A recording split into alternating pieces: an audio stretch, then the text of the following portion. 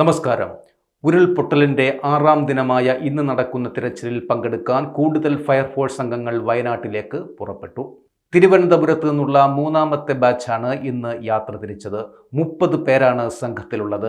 കോട്ടയത്ത് നിന്ന് മറ്റൊരു സംഘവും ഉടൻ പുറപ്പെടും. ദുരന്തത്തിൽ കാണാതായവർക്കായി ഇന്ന് തിരച്ചിൽ ശക്തമാക്കും. ഡൽഹിയിൽ നിന്ന് കൂടുതൽ റഡാർ സംവിധാനങ്ങൾ എത്തിച്ചാണ് ഇന്ന് തിരച്ചിൽ നടത്തുക. ഒരു സേവർ റഡാറും 4 റെക്കോ റഡാറുകളും ഇതിനായി ഇന്ന് ദുരന്തമുഖത്ത് എത്തിക്കും. ഉരുൾപൊട്ടലിൽ കാണാതായ 206 പേർക്കായാണ് ഇനി തിരച്ചിൽ ശക്തിപ്പെടുത്തുക. ദുരന്തത്തിൽ മരിച്ചവരുടെ എണ്ണം 366 ഉയർന്നു. ഇതിൽ 152 മൃതദേഹം ഇതുവരെ തിരിച്ചറിഞ്ഞു. ഇന്നലെ 14 മൃതദേഹം കൂടി കണ്ടെത്തിയിരുന്നു.